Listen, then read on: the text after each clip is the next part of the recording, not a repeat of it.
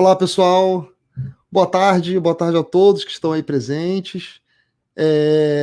Essa aqui é mais uma atividade aí do ciclo de atividades virtuais sobre ensino de ciências que está sendo promovido aí pela UERJ, tá, como parte aí das atividades do programa de pós-graduação em ensino de ciências, tá ok? Do qual nós temos a honra de ser parceiros, né? De colaborar. O Planetário fica muito feliz de participar desse programa que busca melhorar o preparo dos professores, né, para o ensino de ciências, inclusive nos espaços não formais de ensino, né? E essa aqui é uma transmissão, tá, de um conjunto aí de várias que vocês já encontram aqui no canal do Planetário, tá? Estão todas reunidas numa playlist que tem o nome, né, do ciclo de atividade do curso de pós-graduação da UERJ. São todas muito legais, tem atividades muito bacanas aí. Todo mundo que é da área de educação, que se interessa, tanto por educação de forma geral, né, como pela coisa da inclusão, é muito interessante. Eu recomendo que vocês assistam a toda a série. São 6 ou 7, né, André? Daqui a pouco você confirma para a minha quantidade. 9. Muitos, é muito legal, assim, vale muito a pena assistir todas as palestras, porque elas se complementam e tem pessoas muito legais, realmente foram pessoas muito interessantes que passaram por aqui. Essa é a última, não é? Infelizmente, pelo menos desse bloco aí, é a última. E o título das palestras de hoje, né, dessa atividade de hoje, é Atividades Inclusivas em Espaços Não Formais de Ensino, Desafios e Planejamentos. Tá? Bom, meu nome é Leandro, eu sou um dos astrônomos do Planetário. Vou me audiodescrever aqui, cada um de nós vai fazer uma audiodescrição, para que o público cego aí de baixa visão possa associar, né, uma imagem às nossas vozes. Eu sou um homem branco, louro, tenho cabelo comprido, estou usando rabo de cavalo agora, tenho barba comprida, já com muitos fios grisalhos, estou usando uma camisa polo branca. Atrás de mim eu tenho uma parede azul com 2 fotografias, uma fotografia da Lua e uma fotografia antiga do Planetário, tá bom? Eu vou passar a palavra agora para Júlia de Oliveira, que é a tradutora em Libras, que está nos dando o prazer de participar conosco aí desse evento também, tá bom? Ju? Oi, pessoal, tudo bem? Estão me ouvindo? Então, pessoal, o meu nome é Júlia, eu participo do Instagram @librasju. Eu tenho 19 anos, eu sou daqui do Rio Grande do Sul, né? Eu vou usar sinais que são trabalhados aqui dentro do Rio Grande do Sul, mas vocês surdos me entendem, certo? Também eu vou me audiodescrever. Eu sou uma mulher branca, com os olhos castanhos, meu cabelo é preto, eu estou usando uma roupa preta e tem uma legenda escrito legenda para quem não escuta, mas se emociona, que é um movimento da comunidade surda. Atrás de mim tem uma parede branca, somente isso, ok? Eu espero muito que vocês gostem dessa palestra que nós vamos ter e eu vou interpretar. Muito obrigada pela atenção. Obrigada, Ju. Obrigada, Leandro, do Planetário do Rio, por nos receber aqui no canal do Planetário. E além de nos receber hoje, mais uma vez, ele também permitiu que todas as nossas atividades estejam aqui para vocês assistirem. Então, se você perdeu alguma, vem visitar o canal, se inscreve no canal do Planetário e assiste nossos vídeos, curte o que vocês gostarem. Nós ficamos bem felizes se vocês quiserem comentar, fazer perguntas, estamos disponíveis para responder. É um prazer para a gente. Então, eu me chamo André Espínola, para quem ainda não me conheceu aqui nessas atividades, sou professora da UERJ, da Biologia. Eu sou coordenadora dessa pós-graduação que organizou esse evento aqui que está se encerrando hoje, esse ciclo de atividades virtuais. Eu quero agradecer muito a presença da Júlia de Oliveira, que está interpretando para a gente gratuitamente e permitindo que essa nossa fala esteja disponível para um número bem maior de pessoas. Eu fico muito feliz. Muito obrigada, Ju. Para compor esse debate, eu convidei duas professoras muito queridas, a professora Priscila Marques, do Instituto Benjamin Constant, IBC, que é professora do nosso curso também, e parceira de várias pesquisas, e a professora Thaís Fortunato, que é nossa aluna da pós, aluna orientada por mim e pela professora Priscila, e que vai falar um pouquinho da sua pesquisa. Hoje eu vou ser a primeira a falar. Então eu vou me audiodescrever e vou iniciar a minha apresentação, e nossos convidados vão ficar no estúdio aguardando a vez para entrarem para falar. Agradeço a presença de todos que estão aqui nos assistindo. Como sempre, emitimos certificado para quem precisa. Basta enviar nome, matrícula, para o e-mail da nossa especialização. spec, espsc@gmail.com. Com esses dados, que a gente envia o certificado no prazo de 1 semana. Então, muito bem-vindos todos.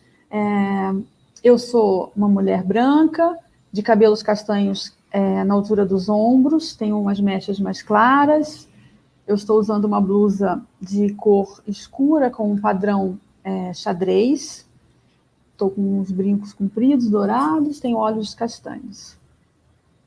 Então eu vou começar a minha apresentação e trago vocês de volta daqui a pouquinho, tá bom? Até já. Eu vou falar então, gente, hoje sobre algumas experiências que eu tenho tido nessa área. Eu vou fazer uma apresentação diferente, com menos formalidade. Por favor, Leandro, se eu tiver alguma coisa errada com minha imagem, você me avisa, por favor, que agora eu só vejo os slides. Então, eu trago para vocês hoje uma pergunta, né? Eu quero deixar aqui uma provocação. Por que pensar ações inclusivas em espaços não formais? Quer dizer, fora da escola. Por quê? Porque é importante pensar em ações que possam incluir todos os alunos, que não deixem ninguém de fora. Será que é importante a gente pensar sobre isso e nos dedicarmos a isso? Bom, para poder chegar em como eu estou hoje muito envolvida com essas pesquisas, eu vou voltar um pouquinho para falar como que eu cheguei aqui.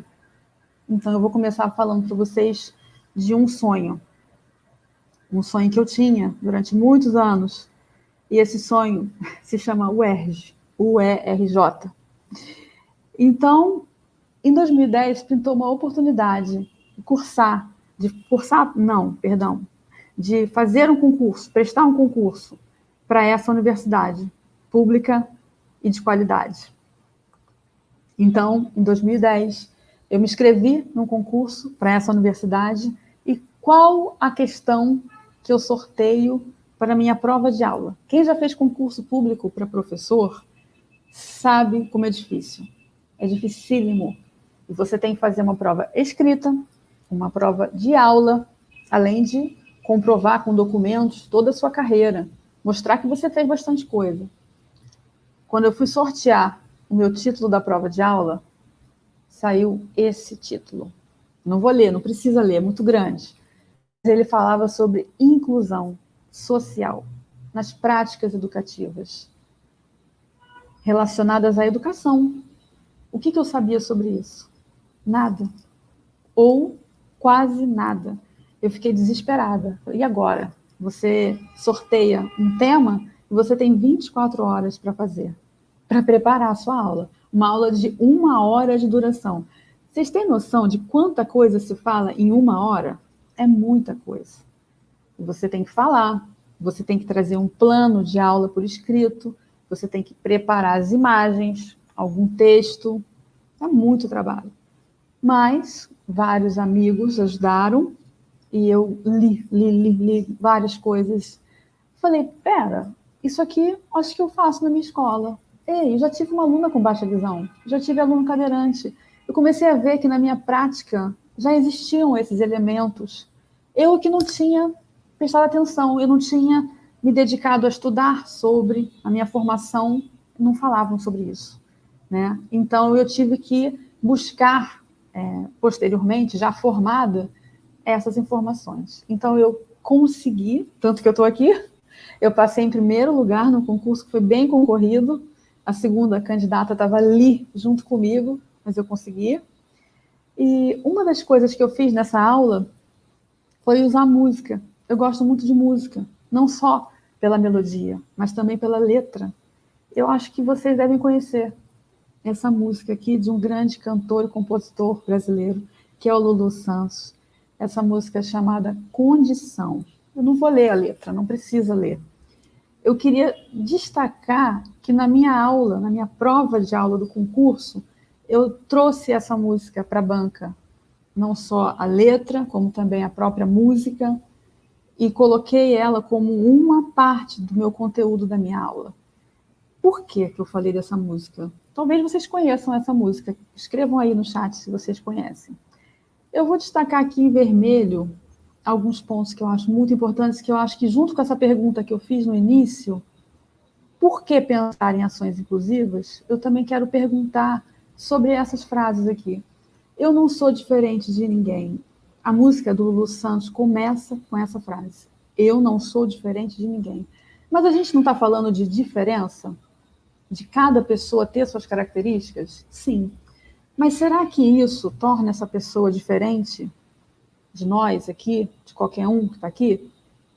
Eu acho que são coisas diferentes que a gente está falando. Essa música está exatamente puxando uma reflexão de que, apesar de uma pessoa ter, por exemplo, uma deficiência visual, ou uma deficiência auditiva, ou ser cadeirante, ou ter alguma questão do espectro do autismo, ou ter dislexia, ela é um ser humano como eu, você, qualquer um de nós.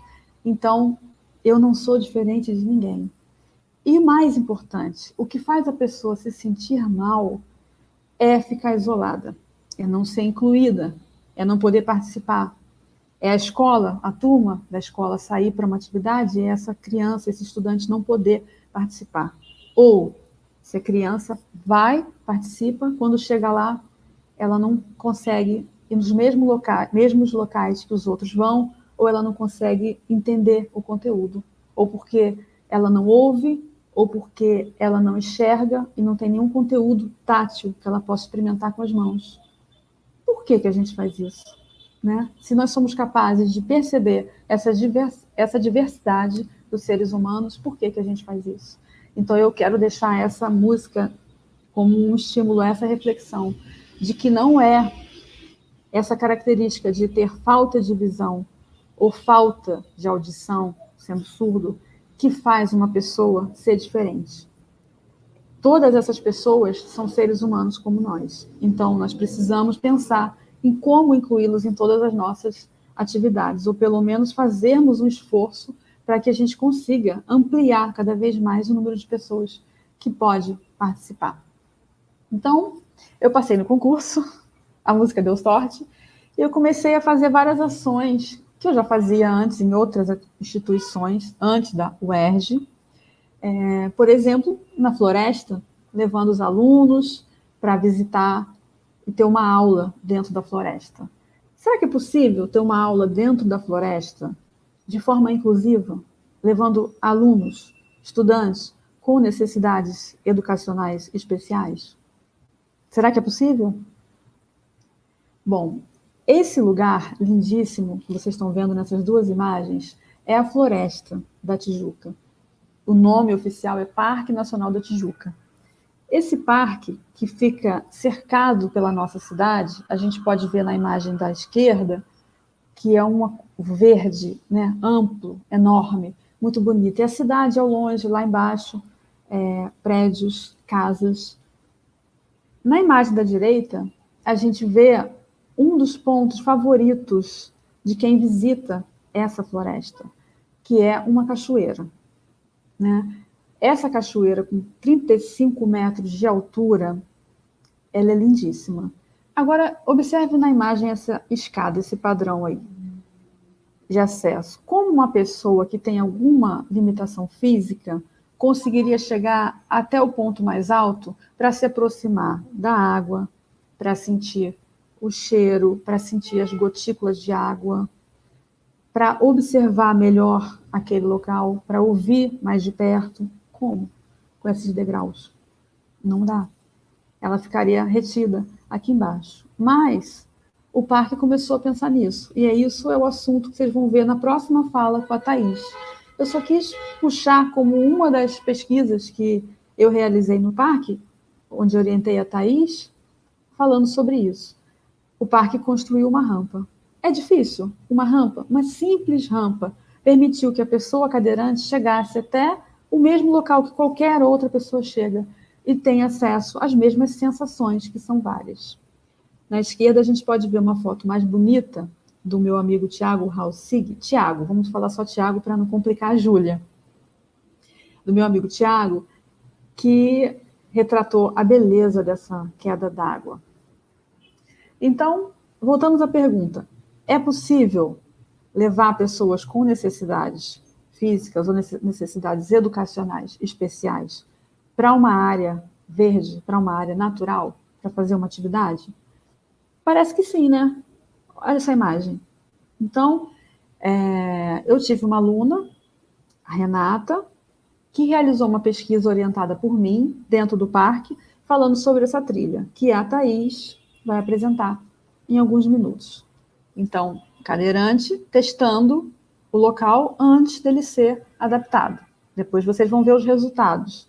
Aqui, pessoas com deficiência visual testando o local antes dele ser adaptado. Em seguida, vocês vão ver os resultados com a Thaís. Está parecendo que é possível, né? Agora, vocês imaginem essas ações que eu já consegui efetivar, realizar com os estudantes de colégios públicos do Rio de Janeiro. Eu venho fazendo isso desde 2014. Já levei mais de 1.500 pessoas, estudantes, ao parque para percorrer as suas trilhas, conhecer o parque, falar sobre assuntos de biologia, ensinar dentro do parque. Nessa imagem, nessas duas imagens, vocês veem, na esquerda, estudantes plantando uma muda de árvore. Na direita, estudantes que acabaram de plantar e estão mostrando orgulhosamente as mãos sujas de terra por terem feito essa atividade. Isso é possível para um aluno com necessidade especial? Me parece que sim. A falta de visão impediria um aluno de plantar uma muda de árvore? A falta de audição impediria um estudante de plantar uma árvore? Não. Aqui, outra experiência que nós fizemos, a percepção ambiental, também com alunos de uma escola pública, de um colégio público. Nesse círculo que a gente faz, eu peço que eles, por alguns minutos, fiquem em silêncio e que eles deixem apenas os estímulos que chegam, sem ser pela visão, os estimularem. Os sons, a sensação que eles têm no próprio corpo, os cheiros.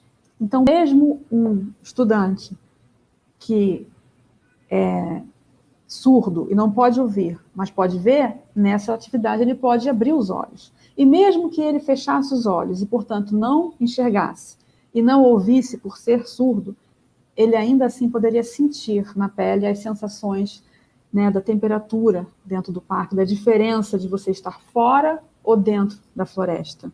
Ele poderia sentir os cheiros da floresta, que são completamente diferentes dos cheiros lá de fora. Então, essa percepção ambiental parece possível para qualquer pessoa, não parece? Aqui, uma outra percepção com alunos um pouco mais velhos, também de escolas públicas do Rio de Janeiro. Alguns professores, quando observam essas imagens, eles perguntam: como você conseguiu fazer isso? Como fazer esses alunos de 11 anos, esses, dessa primeira imagem, alunos de 6º ano, eles têm 11 anos de idade, alguns 10, alguns 12, a maioria com 11 anos. Como conseguir fazer eles ficarem calmos assim?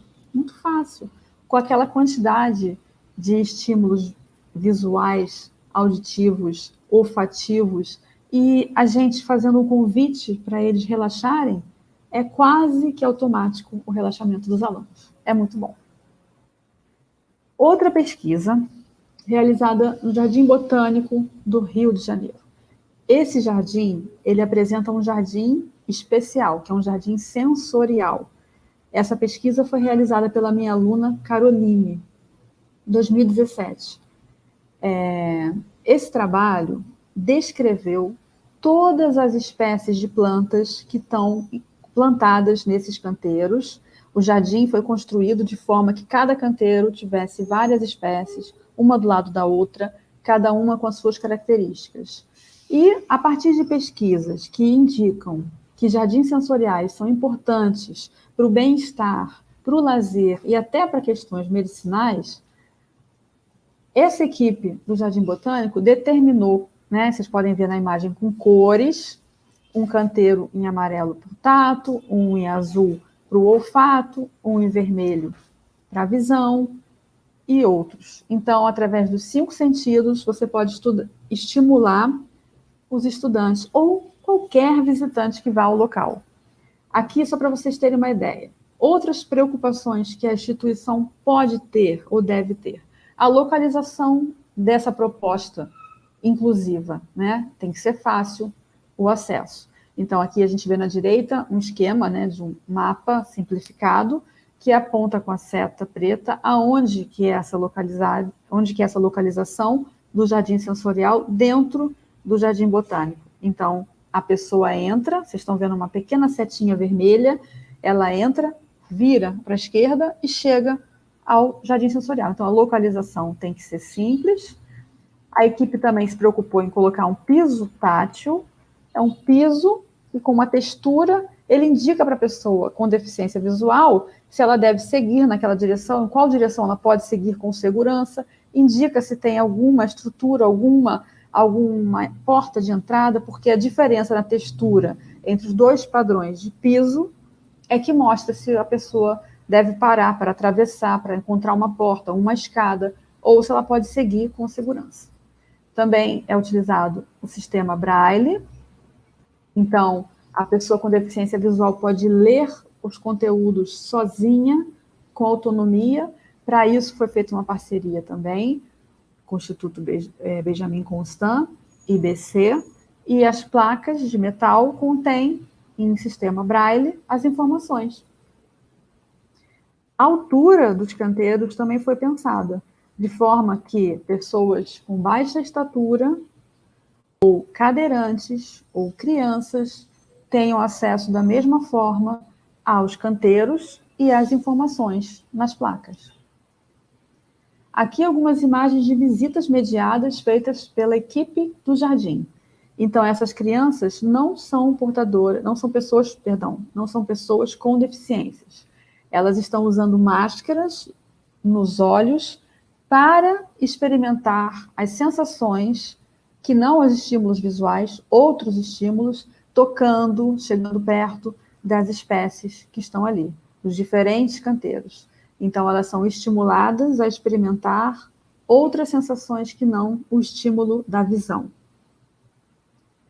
Aqui, essa mesma experiência com meus alunos da UERJ, colocando vendas nos olhos de propósito para se sentirem estimulados a conhecer o ambiente sem a visão. Então, não só eles começam a se concentrar mais no estímulo do paladar, porque aqui tem espécies que eles podem experimentar, como também eles têm que testar a confiança em outra pessoa. A confiança de você segurar no ombro de uma pessoa e se deixar ser, de certa forma, guiado, né, ali naqueles passos dentro do jardim. Alguém conhece essas pessoas dessa foto? Escrevam aí. Outra pesquisa também muito importante, emocionante para mim, é a pesquisa do meu aluno Tayan. Essa também, 2017, só que feita em outra instituição, no Planetário do Rio. Então, na imagem da esquerda, vocês estão vendo o meu aluno com o Leandro, que está aqui com a gente hoje. Nessa visita, o Tayan conhecia todos os espaços que são abertos ao público do planetário, para ver os equipamentos, os espaços se eram acessíveis. Na imagem da direita, o Tayan está usando uns equipamentos do planetário, né? Mostrando que muito do que foi planejado para estar no planetário já foi feito, né? E já está feito, pensando no acesso, na acessibilidade. Então, rampas, altura dos equipamentos, ele conseguiu acessar todos os equipamentos de interatividade. E, além disso, nessa pesquisa, a gente teve uma feliz surpresa, que é a existência de uma produção, que é o primeiro programa de planetário produzido em Libras no Brasil. Então, esse programa, feito com o educador surdo, está nas imagens, ele é todo também apresentado em Libras. Então, uma pessoa surda poderia ir a um planetário, assistir a uma sessão de cúpula e ter acesso às mesmas informações de que uma pessoa ouvinte. Então, significa que é possível, né? Eu vou deixar como um estímulo a que vocês possam buscar as inspirações de vocês, porque eu tenho a sorte de ter muita inspiração com várias pessoas que eu conheço, estudantes animados, empolgados, e o Tayan foi um que marcou muito minha carreira profissional e até a minha vida pessoal. Então, ele faleceu, infelizmente, no ano que ele terminou a pesquisa, mas a pesquisa foi apresentada, ele foi aprovado com nota máxima, e na apresentação feita por mim, pela outra professora orientadora, Magui, e pelos amigos do Tayan, o Vinícius, a Ana e a Carol, eles escolheram esse trecho do livro Extraordinário para a gente deixar com uma imagem do Tayan. Então, toda pessoa deveria ser aplaudida de pé pelo menos uma vez na vida, porque todos nós vencemos o mundo. É bonito isso e é importante. Não é fácil, é difícil, mas eu quero deixar para vocês uma provocação e quero perguntar para vocês se isso toca vocês em algum ponto, porque se tocou, se vocês se sentem estimulados a ter isso na vida de vocês como futuros professores, busquem contatos e parcerias. Isso é o que eu tenho mais feito na vida. E, falando em inspiração, eu trouxe uma foto de uma família sentada numa praça, num banco de praça. Mas não é qualquer família, é a minha família. Essa menina na direita, de vestido e tamancos, sou eu. Ao meu lado, minha mãe, meus irmãos. Mas não é por isso que eu quis trazer essa foto. É por essa senhora que está na outra ponta do banco, de camisa de gola, de saias e sandálias. É minha avó, e ela era cega. Então, às vezes, a gente demora para perceber que a gente pode ter uma inspiração, até na nossa vida pessoal. Eu tive, e tenho muitas outras até hoje. Então, para fechar, eu quero dizer para vocês uma frase que eu usei no fechamento da minha aula, da prova do concurso da UERJ. Eu coloquei que o desafio não é o abismo, mas a construção da ponte. Então, eu quero deixar um convite para vocês. Vamos construir mais pontes, por favor? Eu me sinto, assim, muito realizada nesse lado, porque eu venho construindo pontes com muito sucesso. Essa live de hoje é resultado de várias pontes. Eu estou aqui porque o Leandro, do Planetário, permitiu que a live fosse transmitida pelo canal do Planetário. Eu estou aqui, conheço ele porque foi através de uma pesquisa com um aluno cadeirante, portanto, com uma deficiência, e que quis deixar uma pesquisa, um legado, teve uma preocupação em deixar algo para os outros, que não ele. A preocupação do Tayan não foi só com ele. Eu estou aqui porque eu fiz a ponte por causa dessa pesquisa do meu aluno com o Instituto Benjamin Constant, e aí a Priscila está aqui, e hoje somos amigas e parceiras de pesquisa. Eu estou aqui com a Thaís porque ela me procurou para fazer uma pesquisa que trabalhe com inclusão, e ela fez, e vai apresentar para vocês agora. Então, essa imagem que eu escolhi não foi à toa. O fundo está escuro, né? Não é claro. mas existe um foco de luz em cima de algo que nasce, né? Que é um broto. Então, a gente está vendo uma espécie bem brasileira, ameaçada de extinção, inclusive, né? Que é o Samambaiaçu, nome difícil para a Júlia, Samambaiaçu, que está ameaçado de extinção, mas não deixa de nascer, né? De se desenvolver por causa disso. E aí, como eu gosto muito de música, vamos encerrar com música de novo, né? Essa do Milton Nascimento, acho que todo mundo conhece. E há que se cuidar do broto para que a vida nos dê flor, flor e fruto. Então, eu agradeço muito a atenção de vocês, agradeço muito a Júlia por estar aqui, possibilitando que essa fala seja passada também em Libras. Eu divulguei para os meus colegas de turma de Libras do INES, INES. Espero que algum esteja aqui. E deixo meu e-mail para contato. Vou adorar falar com vocês. Para os que são meus alunos, na semana que vem estaremos em aulas. Estou morrendo de saudades. E fiquem agora, né? Eu vou encerrar minha apresentação aqui. E vocês vão ficar com a fala, né? Com a apresentação da Laís. Não sei se interrompi a apresentação, porque eu cliquei aqui. Ok. Então, muito obrigada. Eu vou, então, passar a palavra para a Thaís, para ela apresentar a pesquisa dela. Thaís, uma excelente apresentação. Você pode falar um pouquinho de você primeiro. Obrigada. Okay. Vou só abrir aqui a apresentação enquanto isso.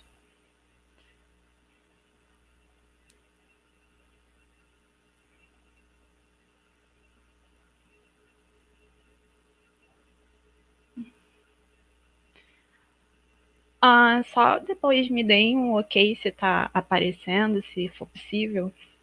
Se não tiver, podem me chamar por áudio. Bem, boa tarde. Meu nome é Thaís Fortunato. Eu sou mulher parda. Tenho cabelos cacheados na altura do ombro. O meu fundo, atrás de mim, o que aparece é um fundo marrom e parte branca, as paredes. E dando continuidade, né, à fala da professora Andréia, eu vou falar para vocês sobre o Parque Nacional da Tijuca e as perspectivas na área da inclusão, tá? E eu começo a minha apresentação com essa imagem linda, com a vista aérea do Parque Nacional da Tijuca, né? Aí se vê como ele é grande, né? Como ele é lindo. E o que eu vou falar hoje para vocês tem relação direta com o que eu fiz de trabalho de monografia. E esse trabalho foi para que eu obtivesse o grau de licenciatura em Ciências Biológicas pela UERJ, no ano passado. Aqui a gente consegue ver duas imagens. Uma sou eu apresentando no dia da minha defesa e outra da capa da minha monografia, onde foi intitulada, né, Avaliação da Acessibilidade no Caminho Dom Pedro Augusto e no Centro de Visitantes do Parque Nacional da Tijuca, RJ. E esse trabalho foi desenvolvido, né, visando a acessibilidade física, e eu tive a orientação da professora Andréa Espínola, como ela já citou na fala dela. E antes de eu falar da inclusão propriamente dita, eu não posso deixar de falar da acessibilidade, tá? A acessibilidade é algo que vai me levar à inclusão. Então, eu trouxe uma situação, porque eu acho que assim fica mais fácil de se entender o que é acessibilidade. E a situação que eu trouxe para vocês foi o atravessar a rua. Todo mundo atravessa a rua, certo? E eu quero que vocês me acompanhem aqui nessas pessoas atravessando essa faixa aqui de pedestres, tá? Então, a gente vê que são pessoas diferentes, cada uma, né, tem as suas características. Aqui tem uma moça ouvindo música, aqui tem uma mãe com seu filho que aparentemente é deficiente auditivo, uma outra moça atravessando, um senhor ajudando um rapaz que é deficiente visual, uma moça falando ao telefone que é deficiente física e um outro rapaz que também é deficiente físico, mas cadeirante. E todos eles estão atravessando essa faixa de pedestres, certo? E quando a gente fala de acessibilidade, é o permitir, tá? É o permitir a autonomia da pessoa. Então eu vou falar rapidamente assim algumas características. Por exemplo, quando uma pessoa vidente atravessa a faixa de pedestres, o principal estímulo, né, que ela vai ter para saber que o sinal está aberto para ela é visual, com a sinalização, certo? Com o semáforo indicando. Então, isso é acessibilizar que a pessoa atravesse, uma pessoa vidente. E para uma pessoa que tem deficiência física, que é cadeirante, no caso aqui na imagem, a gente vê que tem uma rampa nas duas calçadas, certo? Mas só ter a rampa vai ser suficiente para que aquela pessoa que tem dificuldade de locomoção tenha o acesso dela? Então, quando a gente fala de uma rampa, a gente tem que ter algumas dimensões, né?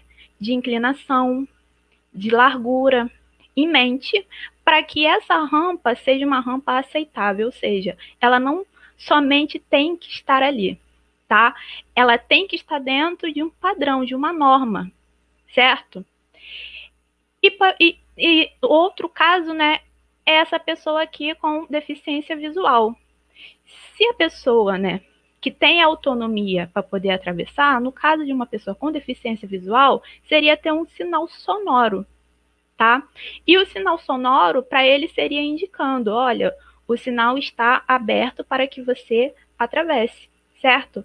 E somente se a pessoa não se sentisse à vontade atravessando mesmo com o sinal sonoro, ela pediria ajuda, né? E no caso seria uma questão de autonomia mesmo. E acessibilidade tem relação direta com isso, com a autonomia da pessoa, ela não depender de terceiros para poder fazer alguma coisa.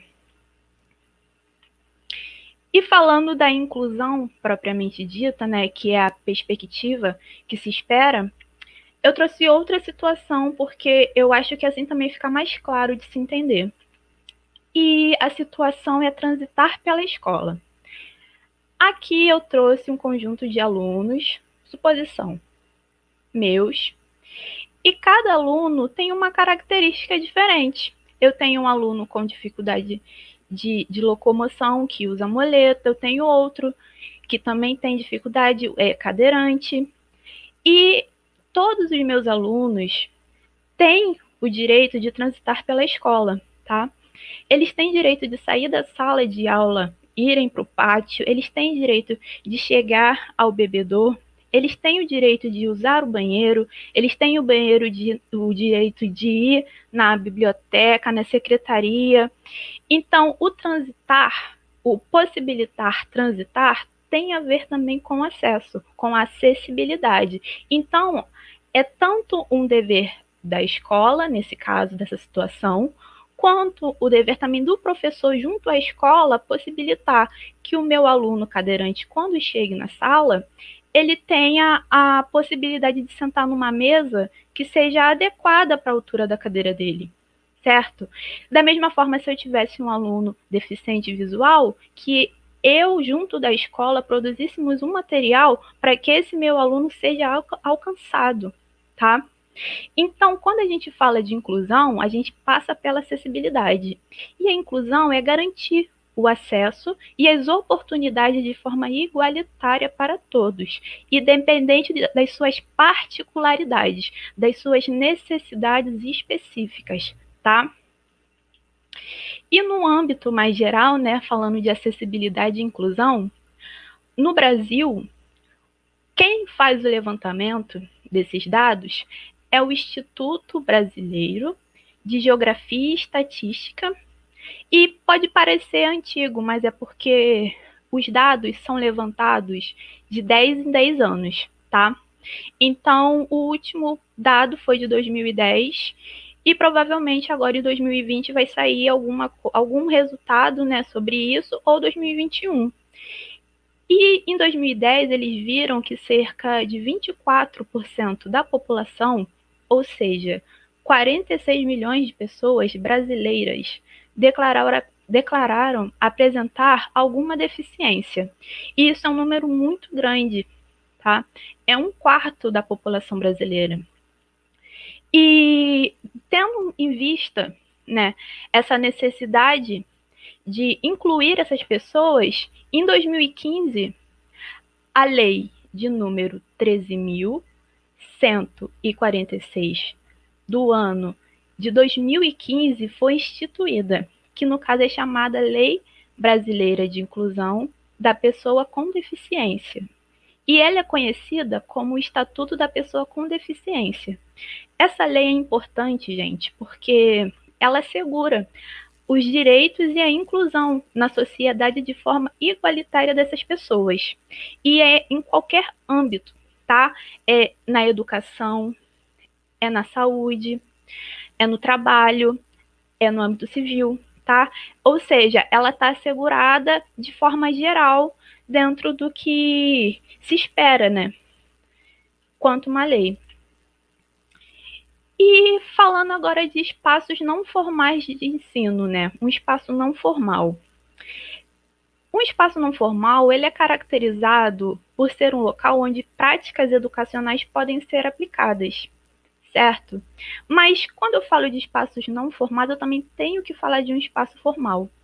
E um espaço formal é a escola, é uma universidade, é um curso de inglês, é um curso de informática, onde eles seguem diretrizes, obedecem, respeitam a faixa etária do aluno e, ao final, né, de determinadas etapas, eles certificam os seus alunos. E um espaço não formal de ensino, ele não tem esse objetivo, tá? E um espaço não formal, ele pode ser caracterizado de duas formas: institucionalizado e não institucionalizado. É fácil quando a gente dá exemplos do que eles são, tá? Primeiro eu vou caracterizar. Um espaço não formal de ensino institucionalizado é quando o espaço apresenta exposições, materiais e demais recursos que são destinados ao estudo e admiração. E um exemplo disso são os museus, por exemplo, planetário, um aquário, o zoológico, o jardim botânico. E quando a gente fala de espaços não institucionalizados, a gente está falando de um espaço que não possui bem uma infraestrutura adequada para divulgar as práticas educativas, ainda que elas possam ser realizadas com o auxílio de um professor. E exemplos, né, desses espaços: uma trilha, a praia, a própria praça do seu bairro, dependendo do contexto da construção do nome dela. Então, espaços não formais são isso, tá? E por que eu estou falando de um espaço não formal de ensino, né? O meu trabalho que foi desenvolvido foi dentro do Parque Nacional da Tijuca, certo? Então, tendo isso em mente, os espaços não formais de ensino já se sabe que eles se destacam como um meio de favorecer a educação formal, o tipo de educação que é dado dentro dos espaços formais. E eu deixo esse questionamento para vocês. Quem não se lembra de uma saída lá no tempo da escola? Quem não se lembra de um passeio que teve, do que viu, do que viveu com seus amigos, com seus colegas, os conteúdos que vocês viram, fica marcado na cabeça da criança, fica marcado na cabeça do adolescente. É importante, né? Ele contribui. E se sabe também que, quando bem aproveitado esses espaços não formais de ensino, ele é um aliado à educação formal. Então, como ele vai ser bem aproveitado? Não é somente o professor chegar, vai ter uma saída e vamos para esse lugar. Não, tem que ter todo um planejamento. Ver se no local tem um roteiro, tem um guia, tem um e-book que possa ser explorado, né, dando uma direção para que não fique solto. Então, tentar aproveitar, se não existir, criar. E o Parque Nacional da Tijuca apresenta um grande potencial para abordagens de temas, puxando sardinha, né, para minha área no ensino de ciências. Mas não só ciências. Lá é um espaço que pode se explorar muito na parte da educação, na parte de ensino. E é multidisciplinar. Lá dá para se explorar, dá para se desenvolver temas de geografia, de história, de literatura, de biologia e muitos outros, né, que dá para se abordar dentro do parque.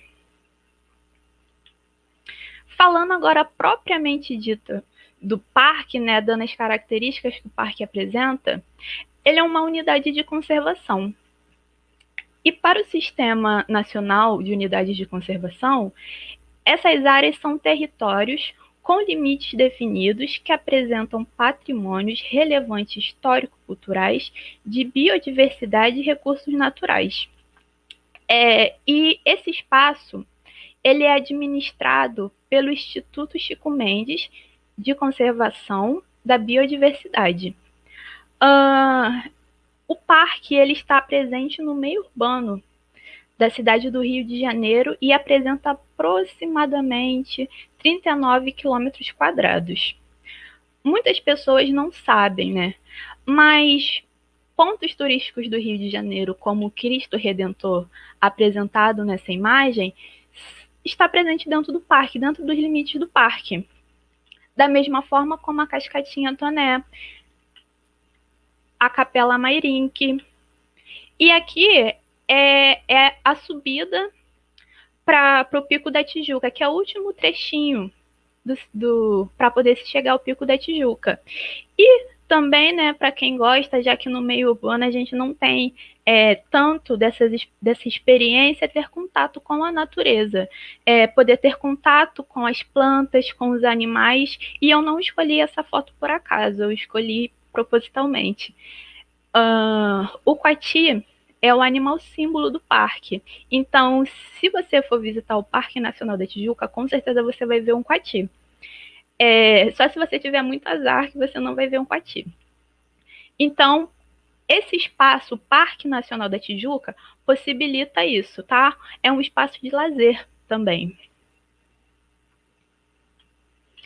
Então, como eu disse, né, essa imagem aqui mostra como o parque está localizado, né?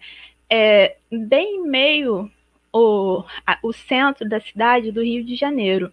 Ele pega parte da Zona Sul, ele pega parte da Zona Norte e ele é dividido em 4 setores, tá? Como destacado aqui nessa imagem. Em azul, nós temos o setor Floresta da Tijuca. Em laranjinha, né, um laranja amarelado, o setor Serra da Carioca. Em vermelho, o setor Pedra Bonita, Pedra da Gávea. E aqui em rosa, o setor Pretos Forros, Covanca. Mas para esse trabalho, o setor que foi avaliado, que teve seus espaços avaliados, foi o setor Floresta da Tijuca. E para poder chegar nesse setor, a referência é a Praça Afonso Viseu, que também é conhecida como a Praça do Alto, por ficar localizado no bairro do Alto da Boa Vista, aqui no Rio de Janeiro. E no centro dessa praça, como mostrado aqui nessa imagem, tem esse chafariz muito lindo, tá? Essa praça também é muito bonita. E atravessando essa praça, a gente chega, né, na entrada do setor Floresta da Tijuca. E agora falando dos pontos que foram avaliados, dos espaços que foram avaliados, O primeiro foi o Centro de Visitantes. Eu sempre reforço que é no setor Floresta da Tijuca, porque o espaço Parque Nacional da Tijuca apresenta 2 centros de visitantes. Esse que eu avaliei no setor Floresta da Tijuca e outro no setor da Serra da Carioca, que é o Centro Paineiras, tá? E esse Centro Paineiras, ele é bem próximo do Cristo Redentor. E esse setor que eu avaliei está presente no setor Floresta da Tijuca, estando aproximadamente a 1,6 quilômetros de distância da entrada desse setor, como eu mostrei na imagem anterior, e foi um centro inaugurado em 2001, tá? Esse centro tem balcão de recepção, tem uma equipe especializada, eles oferecem informações, eles fazem distribuição de mapas e folhetos, no espaço tem bebedouro, tem banheiros, tem um auditório, tem sala de exposição, tem biblioteca, tem um espaço multiuso, vários acervos multimídia e uma sala de vídeo. E um dos espaços, né, que eu mais tentei explorar avaliando foi justamente a exposição permanente, que está presente dentro do centro, e ela é chamada Uma Floresta na Metrópole, tá? E essas 2 imagens que eu coloquei para representar o centro de visitantes, essa daqui é uma vista de vista aérea, né? Mostrando que o centro de visitantes está localizado bem no centro assim da floresta, e aqui mostrando uma imagem lateral que também dá para ver que ele é cercado pela floresta. Por mais que seja um lugar construído, eles tentaram, né, manter a natureza em si, eles não destruíram, não fizeram nada disso. E falando então da exposição, eu trouxe algumas imagens para poder deixar vocês familiarizados com o que tem lá. Essa primeira imagem é uma maquete que mostra os horizontes do solo. E conforme você aperta os botãozinhos, que tem aqui legendas indicando que cada botão está relacionado com cada uma dessas zonas, uma luz se acende indicando aonde está essa zona, certo? E essa outra imagem também é de um outro atrativo presente dentro da exposição. Por que eu coloquei, né, essas imagens? É para poder mostrar os tipos de atrativos, de coisas expostas na parte da exposição permanente, para a gente poder lá na frente dar uma discutida sobre isso. Então, é um painel. A maior parte da exposição são em painéis, né? Vários painéis assim, com texto em português, com texto em inglês e uma imagem. E sempre impresso à tinta. Ou de forma audiovisual, né? Em vídeo.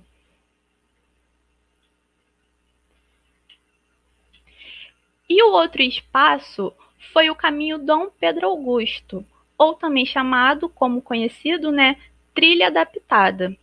Essa trilha, gente, ela foi inaugurada no ano de 2001, mas foi reinaugurada no ano de 2011, porque ela passou por reestruturação, tá?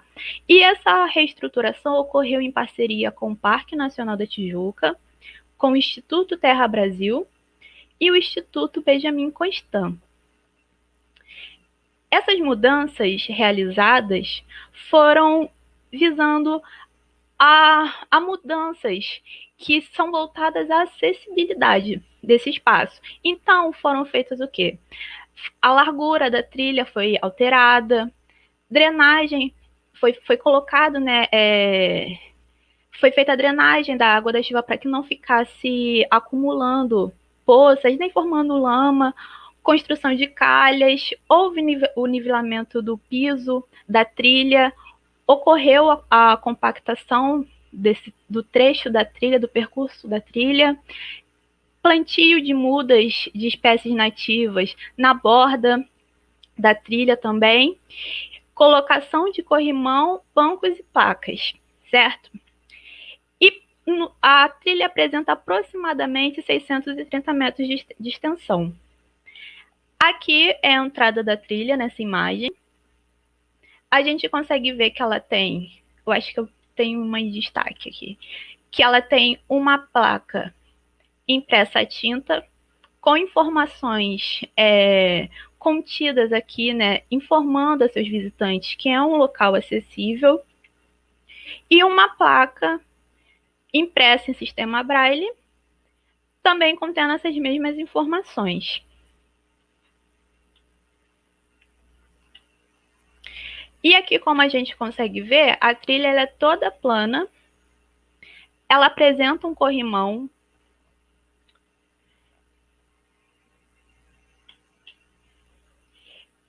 e aqui são as placas. As placas, no total, são 20, tá?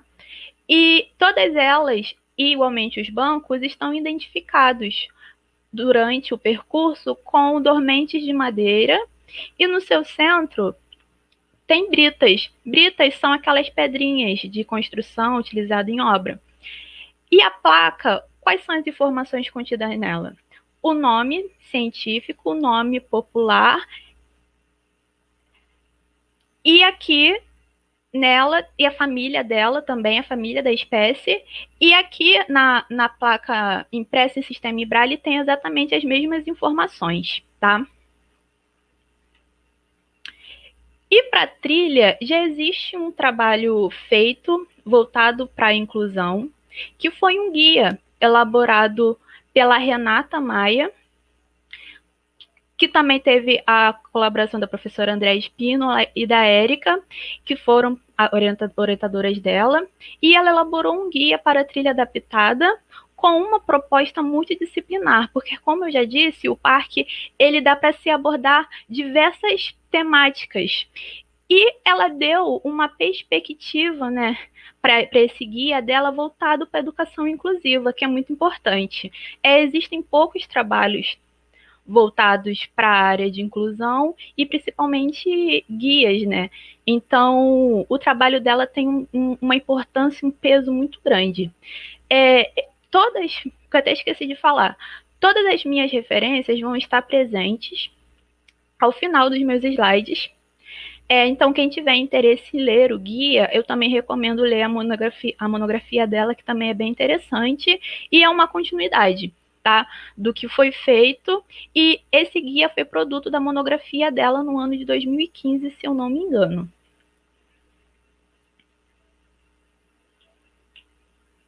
Então, falando dos objetivos do meu trabalho, o objetivo geral foi avaliar a acessibilidade física do Centro de Visitantes e do Caminho Dom Pedro Augusto, localizados no setor Floresta da Tijuca do Parque Nacional da Tijuca. Os específicos foram identificar pontos acessíveis e não acessíveis nesses dois espaços, foi realizar registros fotográficos também nesses dois espaços, e sugerir possíveis modificações, sejam elas estruturais ou não, mas que possam promover a acessibilidade física nesses dois espaços. E a metodologia que eu utilizei foi usando listas de verificação, tá? E essas listas eu me baseei na obra de acessibilidade dos espaços públicos de cultura da Federação Nacional de Cooperativas de Solidariedade Social.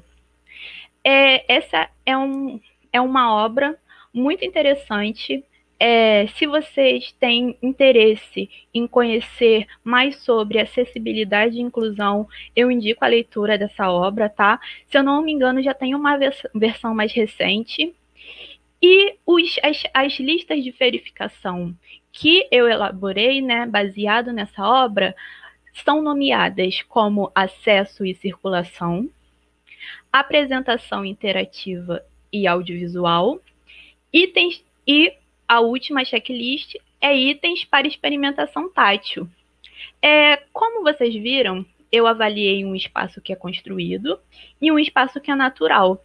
Então, itens que vão estar dentro de cada uma dessas checklists não vão serem necessárias, serem utilizadas, porque um espaço é construído e o outro não. Então, tem algumas coisas que tem um e não tem no outro, tá?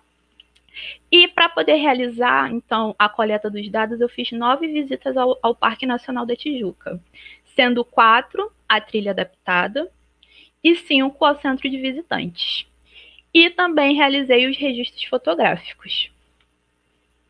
Então, os resultados que eu obtive para o centro de visitantes, utilizando a checklist, a lista de verificação, de acesso e circulação, eu avaliei o estacionamento, eu avaliei o acesso da entrada e saída do centro, eu avaliei os corredores, banheiro, bebedouro, bancos e placas informativas. E eu deixei aqui em destaque, né, essa obra da Associação Brasileira de Normas Técnicas, Normas Brasileiras 9050, do ano de 2015, porque além das checklists que eu utilizei e da obra que eu me utilizei como referência também, as normas brasileiras 9050 é um documento importantíssimo para se construir, né, a acessibilidade dos espaços que são construídos, no caso, espaços públicos. E então me debrucei muito sobre esse documento, ele tem de tudo, ele é bem completo e nele são contidas as regras, né? As normas, medidas do que se deve esperar para que um local, para que alguma coisa seja acessível, tá?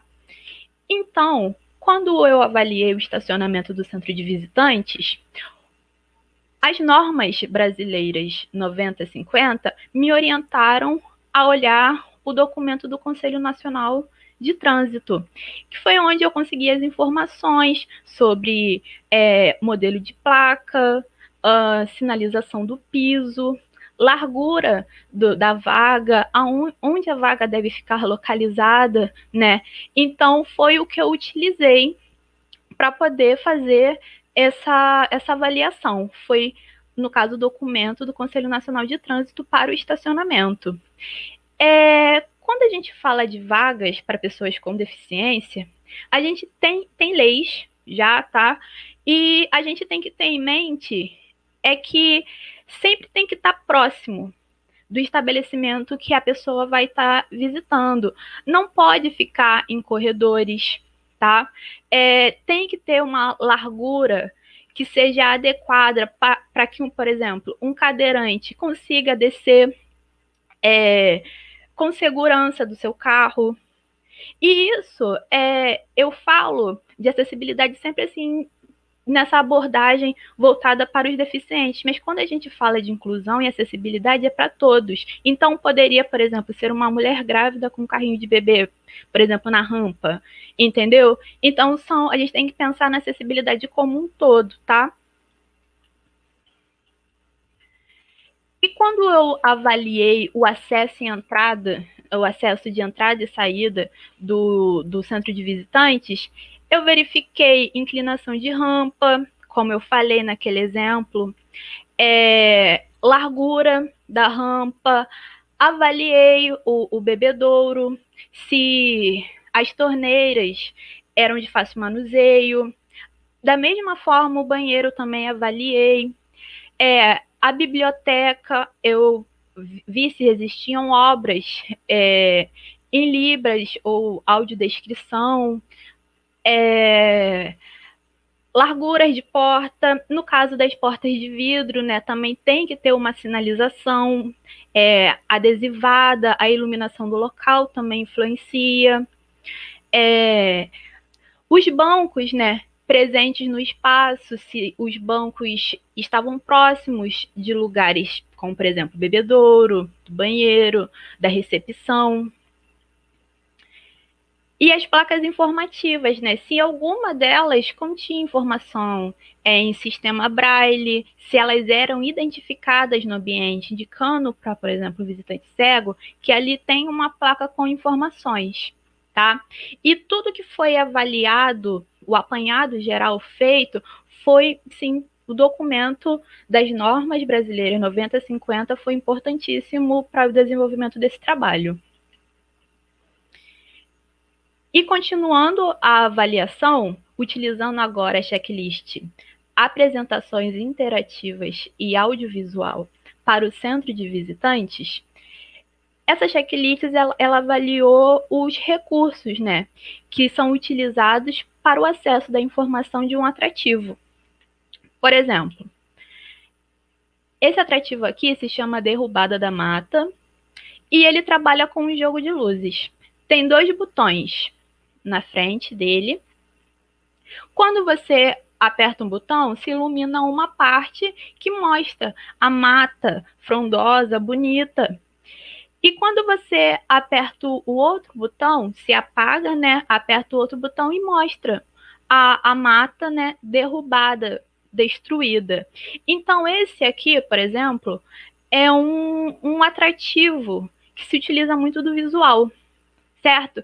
E não tem outra forma de se alcançar o que está sendo mostrado ali se não for visual, ou seja, uma pessoa com deficiência visual não conseguiria por si própria saber o que está acontecendo com esse atrativo. Idem, esse atrativo chamado impactos ambientais, onde existem várias plaquinhas que podem ser levantadas, e quando você levanta, tem uma imagem mostrando algum impacto ambiental, com uma descrição em português, uma descrição em inglês e tudo impresso à tinta. Da mesma forma, uma pessoa com deficiência visual não consegue, por si própria, né, alcançar a informação contida nesse atrativo. E outro atrativo que eu já até comentei são os audiovisuais, né, vídeos. Esse aqui é um vídeo sobre ocupação urbana, aparecem várias imagens do parque, da cidade, em torno, né, e tem uma pessoa falando, né, falando sobre o parque e tudo mais, mas não tem nem janela de libras e nem não, na verdade, o ideal seria uma janela de libras, gente, sempre. Legenda não seria o ideal, porque uma pessoa que é surda, no caso, uma pessoa com deficiência auditiva, o ideal para ela, porque a primeira língua delas é o Libras, tá? Não é o português. Então, o ideal é ser uma janela em Libras, aparecendo aqui no vídeo e não legenda, tá? Mas se tiver legenda, também já seria algo a mais, né, também. E já que eu avaliei o espaço visando a inclusão, né, das pessoas com deficiência, com o que eu vi, eu sugeri adequações para que essas pessoas consigam, né, ter uma melhor experiência nesse espaço, no centro de visitantes. Então, eu sugeri algumas coisas, como adequar a vaga reservada no estacionamento para pessoas com deficiência, o piso tem que estar com a marcação correta, a largura correta, a localização correta, indicação com placa. Deixa eu ver mais o que. Precisa ter piso tátil nos espaços de circulação, tá? Sempre. Instalar guarda-corpos, corrimão duplo, piso tátil, sinalização contrastante no piso, tanto de escadas quanto de rampas. Colocar placas impressas em sistema Braille em todo o ambiente e tradutor de Libras nos arquivos de vídeo, como eu falei, as janelas de Libras, né?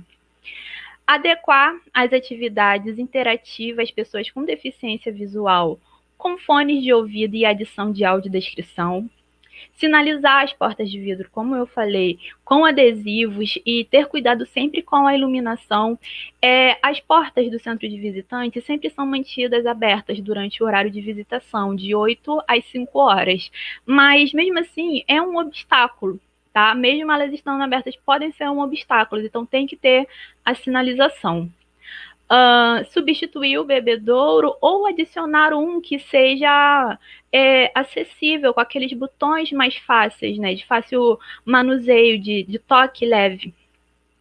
E eu acho assim que é uma sugestão que é muito importante, que é contratar um intérprete de Libras ou oferecer capacitação aos funcionários para que pessoas com deficiência auditiva, né, consigam também ter esse acesso ao espaço do centro de visitantes. Os resultados para o caminho Dom Pedro Augusto, ou trilha adaptada, eu vou passar a chamar de trilha adaptada. O acesso e circulação, como vocês podem ver, tem bem menos itens, né, sendo avaliados. E ele não tem bem um estacionamento, tá? Nas suas duas extremidades da trilha, ele tem, na verdade, um lugar de embarque e desembarque sinalizado com placa, que tem o símbolo internacional de acesso. O local de embarque e desembarque é bem amplo, tá? Dá para ter mais de 2 carros estacionados, facilitando a descida.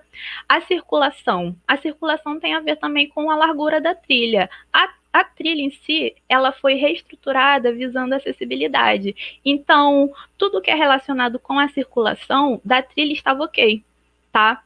E bancos. Na trilha foram colocados, né, nessa modificação que ocorreu, 4 bancos ao longo do percurso. E esses bancos ficam justamente localizados ao lado de atrativos. Os atrativos que eu falo, gente, são essas 20 espécies que foram identificadas com a placa. E são as áreas mais largas. E pessoas que são cadeirantes, por exemplo, se necessário fazer a reversão de sentido, né, alterar o sentido, eles precisam ter pelo menos 150 centímetros de largura para poder fazer a manobra de retorno. E nesses locais onde tem os bancos, eles chegavam a 180 centímetros, mais ou menos. Eu não gosto de trabalhar com números porque não é a intenção, mas só para dizer que a circulação em si da trilha é acessível, tá?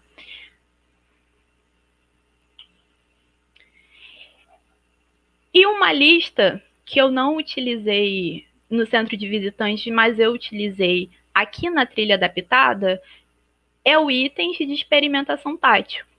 No caso, por quê? A trilha foi pensada em pessoas com deficiência visual. Então, nada mais justo do que ter itens de experimentação tátil ao longo do percurso, certo? Então, a trilha apresenta dormentes de madeira indicando tanto os bancos quanto as placas presentes durante o percurso. A trilha apresenta um cabeamento de quem entra pelo Jardim dos Manacais, porque não existe bem uma entrada, tá, para a trilha adaptada. Foi-se convencionado, né, que é pelo Jardim dos Manacais, tá? Mas também pode ser feita pela Estrada dos Picos, não tem problema. Mas quem entra pelo Jardim dos Manacais, o cabeamento ou corrimão está ao lado direito, tá? E os atrativos que não estão nesse lado direito estão indicados no poste de sustentação com esses rebites, tá? Para que as pessoas com deficiência visual saibam que tem um atrativo no outro lado. E as placas informativas, tá? As placas, elas têm o nome, né, todo indicadinho, família, nome popular, o nome científico, e aqui tem exatamente as mesmas informações impressas em sistema Braille. E uma coisa que eu indiquei, né, na minha monografia, é que existem placas em ótimo estado, como essa aqui, a da Mirindiba, e existem placas, né, que não estão em estados tão bons, né, como essa daqui que está enferrujada. mas tem outras que estão com substratos vegetais. Não estão nem enferrujadas, não, estão só com substratos vegetais.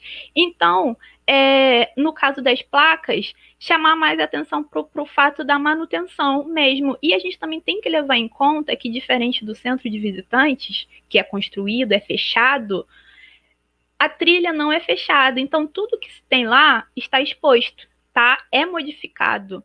A chuva, o vento, tá tudo exposto, então não vai se manter, tá? Não vai se manter. Então, sempre, se for fazer uma visita, sempre vão dar uma passada antes, tá? Não ir depois de um dia chuvoso também. E as sugestões para adequação da trilha adaptada são todas assim, vocês vão ver, todas voltadas muito para manutenção. E a trilha realmente é um lugar que foi pensado para acessibilidade. Então vamos lá. Para que seja atendido, né, melhor os visitantes com deficiência esse espaço, as sugestões para adequação são limpeza e manutenção das placas informativas dos atrativos vegetais, adequação da altura do poste de sustentação e do corrimão, justamente por causa daquilo. Por mais que ele antes, quando foi colocado, tivesse uma altura, o tempo, né, a exposição, fez com que ele ficasse um pouco mais alto. E tem uma altura adequada para que eles possam ficar. Colocar corrimão duplo, não ficar somente uma altura do cabo de PVC, mas sim dois. Manutenção das britas, das pedrinhas, né, utilizadas em obra dentro dos dormentes de madeira. Se possível, pintar os dormentes de madeira para que os visitantes que são deficientes visuais com baixa visão consigam identificar um obstáculo no caminho. Retirar desníveis, né, que podem ser causados por rochas, por causa da mesma coisa da altura do poste de sustentação.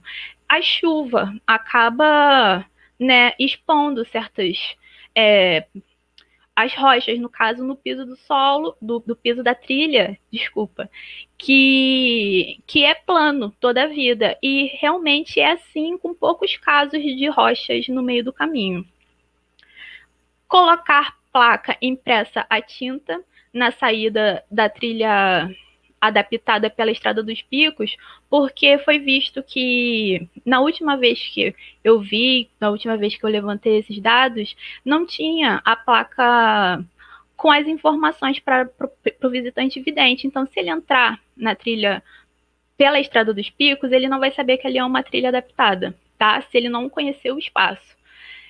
E contratar também um intérprete de Libra ou oferecer capacitação dos seus funcionários, que é um diferencial, tá? Para que também possa ser incluso, né, na trilha adaptada as pessoas com deficiência auditiva. E as considerações finais desse trabalho foi que o parque tem um potencial para abordagem de assuntos relacionados ao currículo da educação básica, como a gente viu, é multidisciplinar.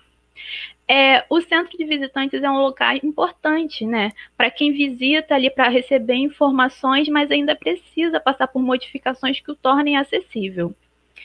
O caminho Dom Pedro Augusto, trilha adaptada, é uma trilha que foi intencionalmente adaptada, então ela foi reestruturada para receber os visitantes com deficiência visual e física, tá? E as modificações que foram feitas permitem sim o acesso a esse espaço natural e, o mais importante, uma unidade de conservação.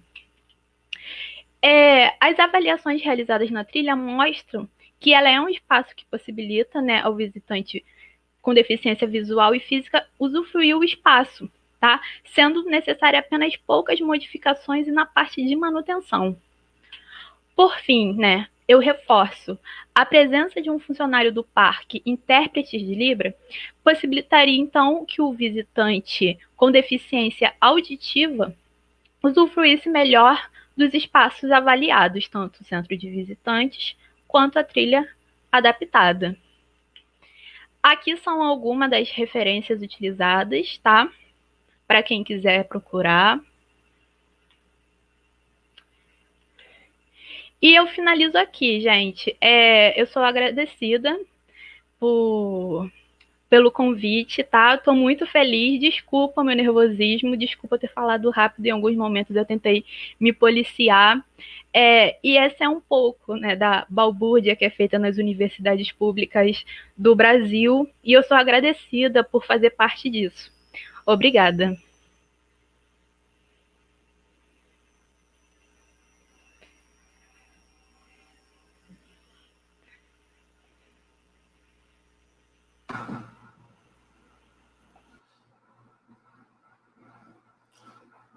Boa tarde.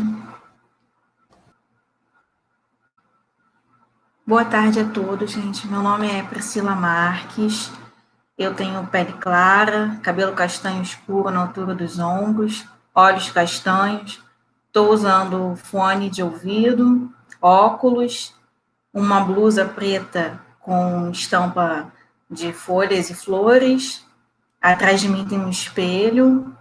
E eu sou professora do Instituto Benjamin Constant, que a gente chama pela sigla de IBC. Esse instituto ele é referência nacional no ensino de pessoas com deficiência visual, ou seja, todos os nossos alunos eles têm baixa visão ou são cegos. E, além disso, a gente tem alguns alunos com deficiência múltipla, ou seja, outra deficiência associada à deficiência visual. Então, assim, a gente tem aluno também com deficiência física, cadeirante, autistas. E quando eu conheci o trabalho da Thaís, eu fiquei encantada, assim como vocês devem estar, né, depois dessa apresentação dela.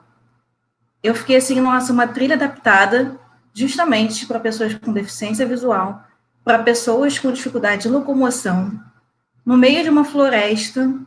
Eu tenho que levar meus alunos, foi a primeira coisa que eu pensei, né? Então, eu como professora de ciências, inclusive, né, eu falei, imagina que outra oportunidade eles vão ter de ir para o meio de uma floresta, né, de sentir o clima da floresta e ainda ter uma aula nessa floresta. Então, eu fiquei assim, Andréia, quero conhecer esse lugar, né, parabéns pelo trabalho da Andréia e da Thaís, porque excelente. E a gente foi nessa trilha, né, conheci, só que foi muito no final do ano passado e no início desse ano tivemos a pandemia, acabou que não deu tempo ainda de levar meus alunos lá, né? E é uma coisa curiosa que algumas pessoas ficam assim, nossa, mas como é que você vai fazer, vai levar as pessoas cegas para o meio da trilha, né? Inclusive alguns professores ficam receosos, mas eles podem tropeçar, cair, né? Mas a gente tem os corrimões e também, assim, se cair, gente, não vai se machucar muito, né? Não tem problema, todo mundo cai em trilha, eu também já caí muito em trilha. Então, é ainda um desejo grande meu levar os nossos alunos, né? As pessoas, às vezes, ficam, inclusive, surpresas quando vão ao instituto de ver nossos alunos correndo pelos corredores, né? E fazendo barulho. E as pessoas comentam assim, nossa, mas como eles correm, né? Como eles são barulhentos, como eles brincam, porque são crianças, né? E adolescentes, como quaisquer outros, né? Então, as nossas crianças adoram correr, adoram brincar, às vezes esbarram na gente, derrubam a gente, acontece também, né? E os adolescentes namoram também pelos corredores, os adolescentes fazem coisas erradas, levam suspensão, tá?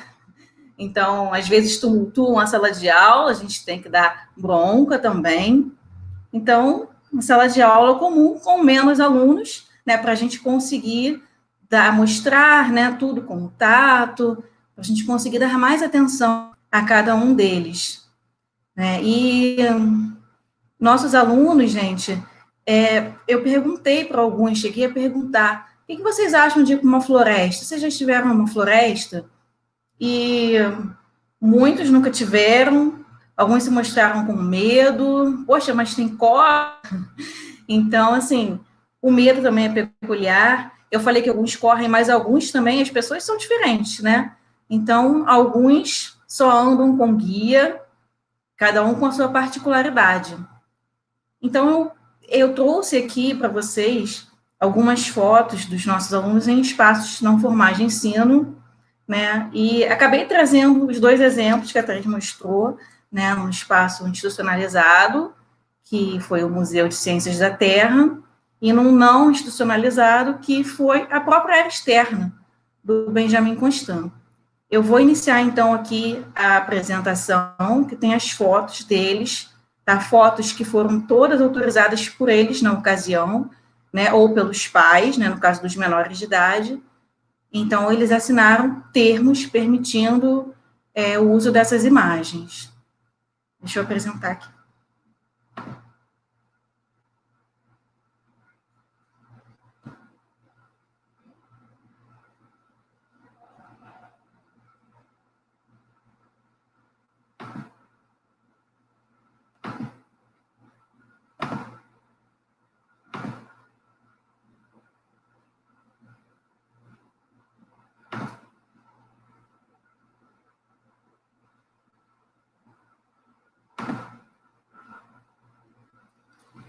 Então, nessa primeira tela, eu coloquei o título de Vivência de Alunos do Instituto Benjamin Constant em Espaços Não Formais de Ensino. O meu nome, eu sou do Departamento de Educação do Instituto, e aí eu coloquei aqui o meu e-mail para contato, prismarques.bio@gmail.com, e o Instagram do grupo de pesquisas do qual eu faço parte, que é @ciência ao alcance das mãos. Nesse grupo de pesquisas, a gente produz material acessível para pessoas com deficiência visual, e a gente distribui alguns desses materiais, quando possível, para escolas públicas do Brasil todo. Então, aqui eu começo com as fotos das nossas visitas fora de sala de aula. Eles realmente adoram sair de sala, né? Adoram sair do ambiente comum. E esse é o Museu de Ciências da Terra, que fica ao lado do prédio do IBC. Então, a gente sai do IBC, é exatamente ao lado, só que como são prédios muito grandes e históricos, ainda anda um pouquinho, mas a gente foi a pé, tá? As turmas foram a pé para esse local. Esse é um museu, né, que ele expõe rochas, minerais, fósseis. É um museu que eu gosto muito, ele é gratuito. E eu fui lá primeiro para saber, né, se tinha alguma coisa acessível, se eles podiam mostrar algumas amostras de rochas e minerais para os nossos alunos.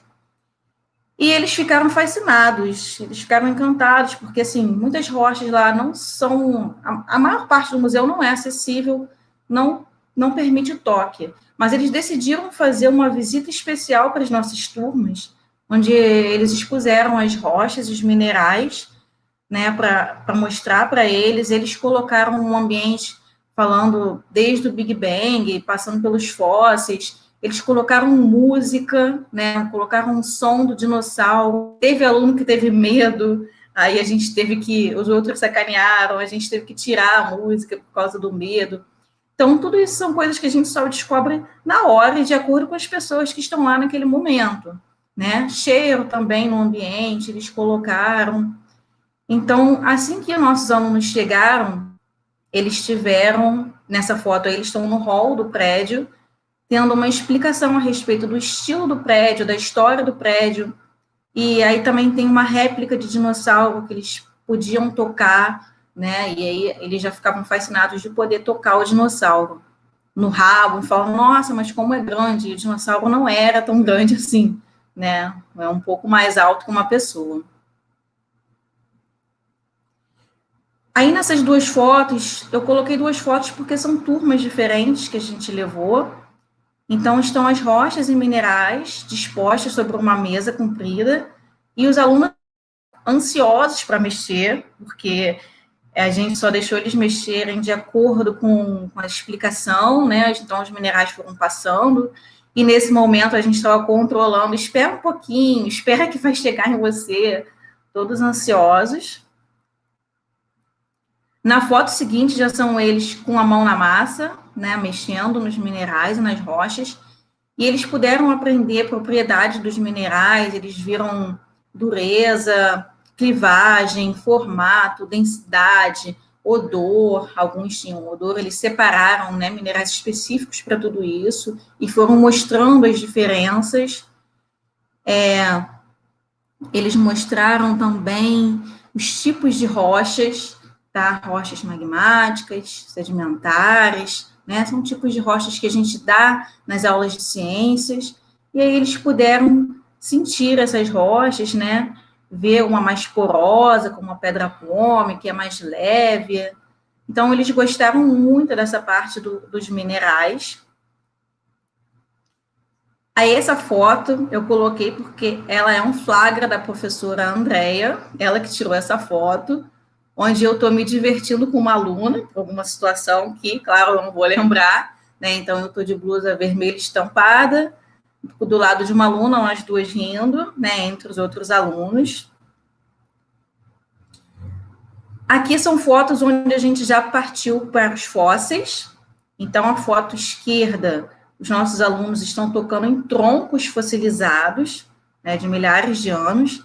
E a foto direita da nossa aluna, ela está fazendo essa carinha, porque ela estava tocando num coprólito, né, que são fezes fossilizadas. Então, quando a gente falava isso para eles, olha, você está tocando nas fezes de um animal que já foi extinto há muito tempo. Alguns não queriam tocar também, né? A gente não tem problema, tá, é uma pedra agora, você pode tocar. Então, eles tocavam, mas os outros ficavam brincando, né? E eles faziam essas carinhas, que a gente falava, olha, são fezes fossilizadas. Nessa outra imagem também temos duas alunas tocando nas fezes fossilizadas, também rindo, né? Fazendo essas carinhas. E nessa mesma foto temos ainda uma aluna na direita pegando uma estrela do mar, e acima uma voluntária de casaco azul mostrando um fóssil com outro aluno nosso. Então, uma visita, gente, ela sempre conta também, né, com os inspetores da instituição, com voluntários que vão para ajudar, com outros professores. E aqui já é uma visita na área externa do IBC, né, do nosso instituto, que eu queria falar para ele de vegetais, né? O assunto era vegetais. E a gente resolvi descer com eles, porque a gente tem uma área externa grande em volta do prédio. E eu sabia que ia encontrar, né, muitos vegetais, muitos exemplos que eu podia mostrar para eles. Então, a gente viu epífitas, né, que são as plantas que se apoiam no tronco das árvores. Então, aqui eles estão vendo uma espécie de cacto, né, apoiada num tronco de uma árvore. Eles estão tocando, todos tocando na epífita. Tem também aqui à esquerda uma menina com uma flor na mão, porque antes a gente já tinha passado por algumas flores, onde eu mostrei a estrutura para eles, pétala, sépala, parte feminina da flor e parte masculina, e eles saíram com algumas flores, e frutos também, a gente acabou colhendo alguns frutos para abrir em sala de aula. Nesse próximo slide à esquerda, eles estão tocando em outra epífita, que é o chifre de veado, né, apoiado no tronco de uma outra árvore. E à direita, eles estão tocando na folha de um coqueirinho, né, que eu também aproveitei para falar para eles, para mostrar folhas simples e compostas, para mostrar o tamanho da folha do coqueiro, né, como eram os folíolos. E aí eu tive que pedir ajuda, porque eu sou uma pessoa baixa, então eu pedi ajuda para os meus alunos mais altos para puxar a folha do coqueiro, né, para os nossos alunos cegos poderem ver, né. Os nossos alunos com baixa visão acabam ajudando muito os alunos cegos também, né, na aula e para guiar também, muitos vão guiando os alunos cegos pelos corredores. E nessa visita que a gente fez pela área externa, eles sempre ficam muito felizes de sair da sala de aula, mesmo sendo numa área que eles já conhecem, né, que é a parte externa do IBC.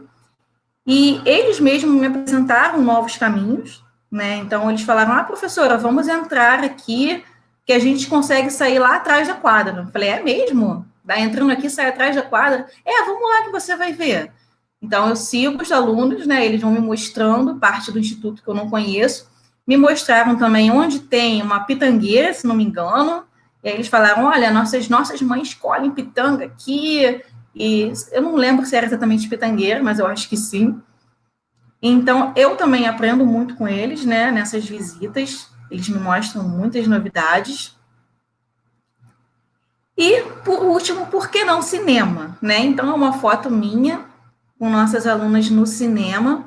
São sessões patrocinadas, né, dos cinemas. Os cinemas fazem só para as nossas turmas, então, geralmente, vão todas as turmas, os professores, né, que estão com elas. E os filmes são com audiodescrição. Então, um contato, um aluno que às vezes nunca vai no cinema na vida, nunca foi, ele vai pelo instituto e ele sabe o que é um filme com audiodescrição e eles curtem muitos filmes. Nesse ano a gente foi, eu não lembro exatamente qual era esse filme, porque a gente viu 2 filmes muito próximos, né, datas muito próximas. Vocês estão vendo que eles estão com sacos de pipoca e refrigerantes na mão, que o próprio cinema distribuiu, um para cada um.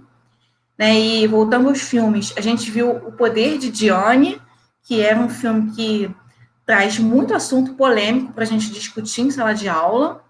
E o outro filme que a gente viu perto era Pai em Dose Dupla 2, que foi um filme que eles se divertiram muito, né? Então, esse foi um filme mais lúdico, que eles torceram muito, adoraram o final do filme. Então, assim, é muito importante essa saída para eles. Eles adoram. Eu tô doida para levar eles essa trilha adaptada do parque. E é impressionante porque eu falei com outros professores de ciência dessa trilha e nenhum deles tinha conhecimento. Apesar do IBC ter, né, reformado, ter sido uma parceria, a gente não sabia. Estou ansiosa para poder levá-los. Eu quero agradecer aqui ao Museu de Ciências da Terra por ter feito aquela visita personalizada para os nossos alunos, por todo o carinho dos voluntários lá, que ficaram guiando, descrevendo as rochas. Queria agradecer ao Instituto por possibilitar essas saídas, né, também com os inspetores, voluntários, ônibus, né, às vezes. Então, o Instituto também é importante. E agradecer ao UERJ pelo convite, agradecer a Andréia por esse convite, por ela estar me mostrando esse mundo novo, né? Eu estou muito feliz de estar aqui, porque eu sou ex-aluna da UERJ também, fiz minha graduação lá, então eu sinto voltando à minha casa. Então, é maravilhoso para mim, gente. Obrigada, Andréia, obrigada, Leandro, Thaís e a Ju pela Libras. Obrigada.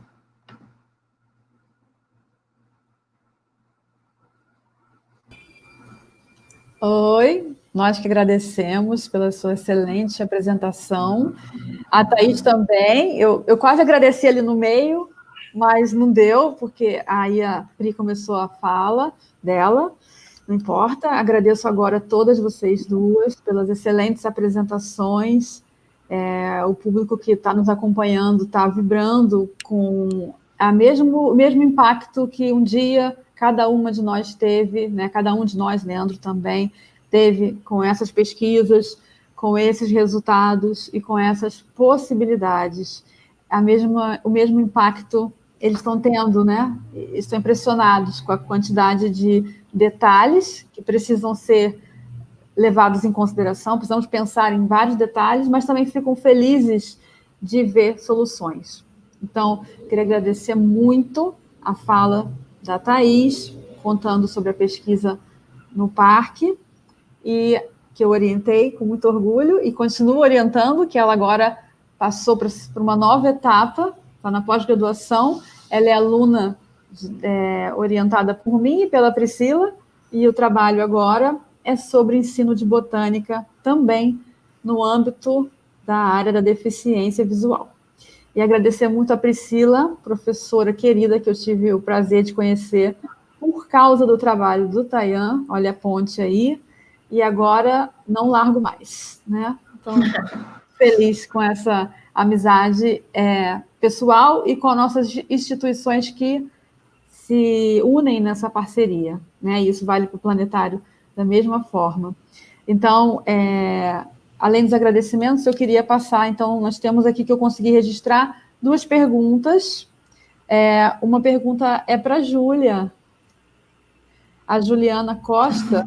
Sim, para você. Abre o microfone aí. Abre o seu microfone, tá, meu amor? A Juliana Costa. Sim, você, amor. A Juliana Costa te perguntou quanto tempo para aprender Libras. E perguntou onde. Oi, tudo bem? Só para lembrar, a Júlia de Oliveira, ela é do Rio Grande do Sul. Então, ela pode falar onde tem Libras lá, depois eu posso falar onde tem aqui. Tá, vai, Ju. Qual é a pergunta? Eu não ouvi, Quanto desculpa. tempo para aprender Libras? Então, eu acho que isso depende muito da tua dedicação. Por exemplo, eu comecei a aprender Libras em 2018 e eu fiz um curso de 1 ano. Eu fiz 1 hora, uma vez por semana. Aí depois eu mudei, porque uma professora gostou muito do meu trabalho, né? Igual indicação, sabe? E outra professora mudou o cargo, né? Porque ela foi fazer doutorado e daí mudou a professora. E a professora queria que eu fosse bolsista. Então eu trabalhei ensinando jovens e também adultos. E isso desenvolveu muito a minha Libras. Mas o que fez eu realmente ser fluente, conseguir falar completamente, poder interpretar, poder traduzir, poder ter contato, poder entender, poder... então, infinitas possibilidades, poder saber muitas coisas sobre essa comunidade, essa cultura, é ter o contato com o Sul. Eu perceber os seus próprios direitos e eu perceber também o lugar de fala dele. Então, é muito importante tu ter o contato com a pessoa surda, porque ela te ensina e tu não sente que ela tá te ensinando. Porque tu fala, que sinal é esse? Né? Qual o sinal da palavra amor? Aí o surdo vai falar, amor, amor, amor. Aí tu vai aprendendo, assim eu consegui ser fluente. Óbvio, com muito estudo também, pesquisa de sinais. Por exemplo, às vezes tu gosta de uma música, tu pega a letra da música, tu interpreta, tu procura os sinais, procura expressões, olha meu Instagram, e tu consegue melhorar muito mais a tua língua, né? A tua segunda ou terceira língua, né? Acho que eu respondi, tá bom? Muito obrigada, Ju. Então, aqui no Rio de Janeiro, né, Juliana, se você for do Rio, tem o Instituto Nacional de Educação de Surdos, que é a instituição mais antiga, né, e mais tradicional no ensino na educação de surdos. E eles oferecem cursos gratuitos de Libras. São 5 níveis, cada nível é 1 semestre, então em 2 anos e meio você termina o curso básico de Libras. É um curso maravilhoso. A inscrição é feita por sorteio, quer dizer, você se inscreve para tentar uma vaga por sorteio. É muito procurado, mas é possível. Nós temos atualmente alunos da UERJ cursando que conseguiram por sorteio e outros alunos da UERJ que, por estarem vinculados a projetos comigo de educação inclusiva, conseguiram a vaga especial que é para pessoas engajadas em pesquisa relacionada à inclusão. Eu também consegui, por ser servidora pública e estar atuando em diversos projetos que estão sendo realizados no âmbito da inclusão. Então, eu recomendo o INES, mas não é a única opção. Quem não conhece e quem usa Instagram, além de seguir a Júlia, né, no Libras_Ju, falei certo, né? Procura também o perfil Se Liga Ciência, que é de alunos da UERJ, que um perfil que começou há pouco tempo e que, depois de uma live que fizeram comigo, tem uns 10 dias, eles postaram várias opções de cursos gratuitos no Rio de Janeiro. Tá? E se você for de outra cidade, é só fazer uma busca na internet, que aí você consegue. Uma outra pergunta, que é a última. A Cindy, a nossa aluna da pós, ela perguntou, Thaís, para você, se as sugestões foram bem recebidas pelo parque, pela equipe do parque. Sim, foi bom ter essa pergunta, porque quem participou da minha banca, né, tinha uma pessoa, né, do parque, a Catiúcha, e ela recebeu muito bem, ela me orientou, eu pensei que eu ia ter que fazer soletrar o nome do nome dela, mas não precisou. E então ela recebeu, ela foi da minha banca, ela gostou muito, ela falou que não conhecia muito sobre acessibilidade.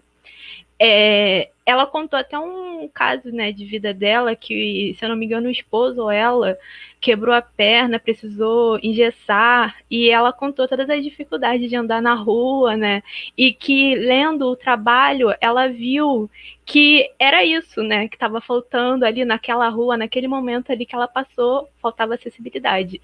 E ela concordou com muita coisa, ela deu muitas sugestões também, então foi bem aceito, sim, pelo parque, e futuramente, né, por causa da pandemia, não deu muito para evoluir, mas apresentar isso no conselho consultivo do parque também, mais para frente.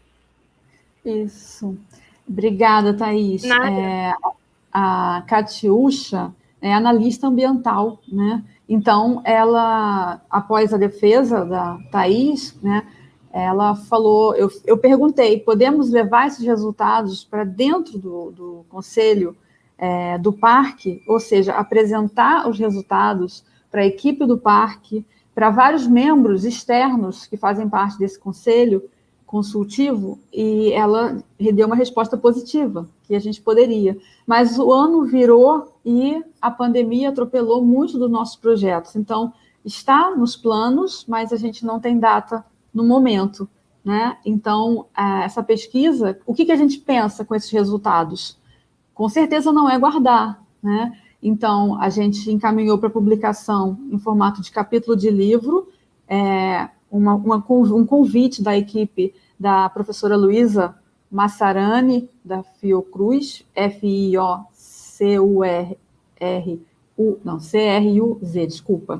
desculpa.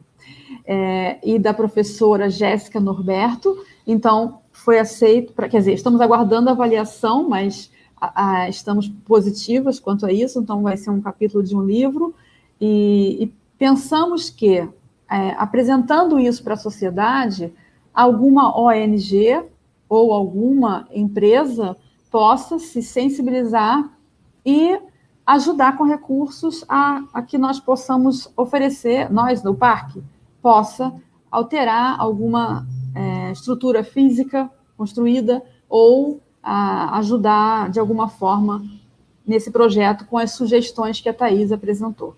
Então, a gente acredita nisso, senão a gente não estaria fazendo isso só para fazer e guardar numa gaveta, né? A gente acredita nisso.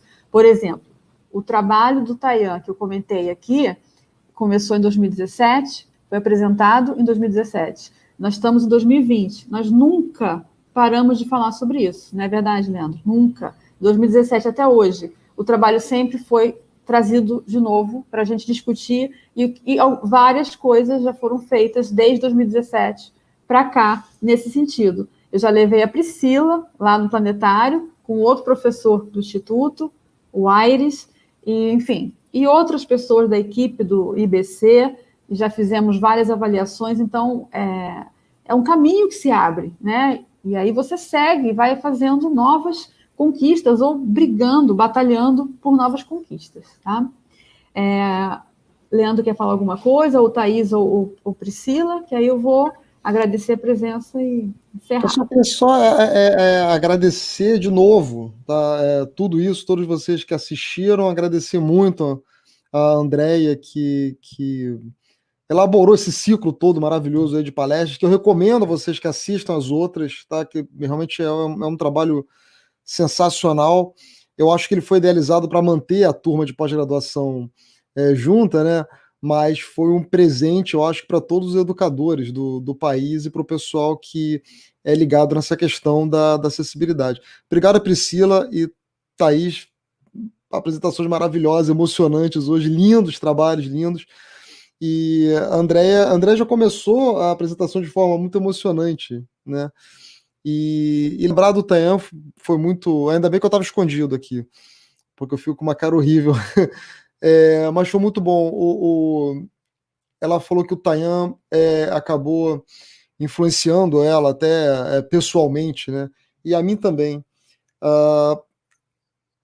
aquele período do trabalho dele aqui foi extremamente emocionante pelo início, né? Pela forma como foi, e é um trabalho que ele está muito vivo, como a André acabou de falar, né? Está muito vivo até hoje, muita coisa já aconteceu, e especificamente quando se iniciou a pandemia, a gente estava assim, prestes a dar um passo a mais nessa questão assim, de melhorar a acessibilidade aqui do planetário em cima de algumas coisas que o Tayan colocou no trabalho dele. Ele é um cara que está muito vivo aqui no planetário. Entende? Ele é muito vivo aqui dentro, a gente fala muito sobre ele. Inclusive, outros trabalhos depois foram feitos também usando, né, tanto a astronomia como o espaço do planetário, que foi um caminho aberto por ele. E ele deixou assim, ele facilitou muito o caminho do planetário para se tornar um lugar mais acessível. Então, tudo que a gente já fez nesse tempo e tudo que ainda vai ser feito, a gente vai sempre estar devendo ao Tayan. Ao Tayan, a André, que foi orientadora, a Magui também, né, que foi a co-orientadora, mas sem dúvida, ele foi muito pioneiro nisso aqui. É um cara que a gente tem sempre, ele vai ser sempre lembrado, mencionado, e agradeceremos sempre a ele. Tá? Foi muito bom ter lembrado, Andréia. Obrigado. Gente, obrigado. Tá bom? Obrigado por mais esse presente aí dessa palestra de hoje. Imagina. Obrigada a você, então, pela parceria, nos receber, nos transmitir e nos ancorar aqui nessa playlist de vídeos que nós fizemos com muito carinho. Quero agradecer muito a presença dos professores que estavam aqui assistindo, prestigiando, colocando palavras de carinho, de incentivo para todos nós aqui. Quero agradecer os alunos que acompanharam as lives. Tenho alguns alunos que estiveram em todas, né, de forma muito carinhosa e atenciosa, prestando atenção, absorvendo essas pesquisas como possibilidades de engajamento como profissionais da área de educação. Eu fico muito feliz que essas portas possam se abrir. Aos familiares de todos que passaram por aqui, os meus familiares que me assistem e acompanham, essa pandemia trouxe a possibilidade da gente se aproximar da família, do nosso lado profissional, né? Muitas coisas que nós fazíamos, eles não sabiam, agora eles estão sabendo. Eu fico bem feliz. Então, agradeço muito. Encerramos hoje o ciclo. Semana que vem eu vejo os alunos em aula. Em breve, aula do Leandro com a turma. Em um período um pouquinho mais longo, aula da Priscila com a turma. Thaís vai ter aula como aluna. E Júlia, não vamos perder contato. Muito obrigada por você ter vindo aqui sem pagamento, né, de forma voluntária, ficar 2 horas interpretando Libras. Você não vai ver isso por aí. Intérpretes ficam 15 minutos e são substituídos. Parabéns, Júlia. Parabéns. Muito obrigada.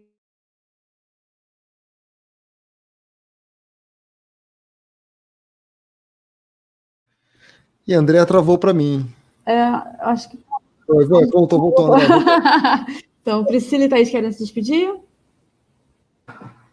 Só agradecer mais uma vez, gente. Obrigada a todos que assistiram também, mandaram comentários, tá? Ao convite. Foi muito bom. Adorei.